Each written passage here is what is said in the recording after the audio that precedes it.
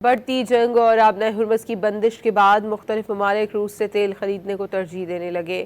Thai land نے بھی روس سے تیل کی خریداری کا امکان ظاہر کر دیا ہے۔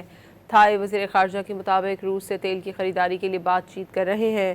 انہوں نے دعویٰ کیا کہ روس نے بھی تھائی لینڈ کو تیل بیچنے کی رضامندی ظاہر کی ہے۔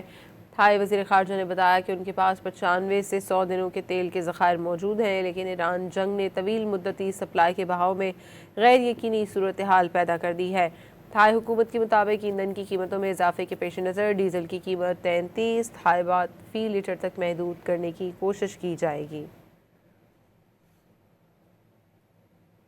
بڑھتی جنگ اور آبنۂ ہرمز کی بندش کے بعد مختلف ممالک روس سے تیل خریدنے کو ترجیح دینے لگے۔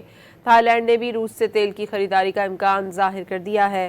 تھائی وزیر خارجہ کے مطابق روس سے تیل کی خریداری کے لیے بات چیت کر رہے ہیں۔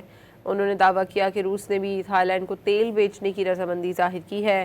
تھائی وزیر خارجہ نے بتایا کہ ان کے پاس 95 سے 100 دنوں کے تیل کے ذخائر موجود ہیں، لیکن ایران جنگ نے طویل مدتی سپلائی کے بہاؤ میں غیر یقینی صورتحال پیدا کر دی ہے۔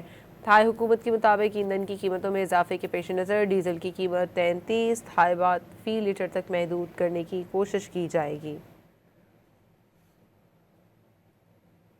بڑھتی جنگ اور آبنۂ ہرمز کی بندش کے بعد مختلف ممالک روس سے تیل خریدنے کو ترجیح دینے لگے۔ تھائی لینڈ نے بھی روس سے تیل کی خریداری کا امکان ظاہر کر دیا ہے۔ تھائی وزیر خارجہ کے مطابق روس سے تیل کی خریداری کے لیے بات چیت کر رہے ہیں۔ انہوں نے دعویٰ کیا کہ روس نے بھی تھائی لینڈ کو تیل بیچنے کی رضامندی ظاہر کی ہے۔ تھائی وزیر خارجہ نے بتایا کہ ان کے پاس 95 سے 100 دنوں کے تیل کے ذخائر موجود ہیں، لیکن ایران جنگ نے طویل مدتی سپلائی کے بہاؤ میں غیر یقینی صورتحال پیدا کر دی ہے۔ تھائی حکومت کے مطابق ایندھن کی قیمتوں میں اضافے کے پیش نظر ڈیزل کی قیمت 33 تھائی بات فی لیٹر تک محدود کرنے کی کوشش کی جائے گی۔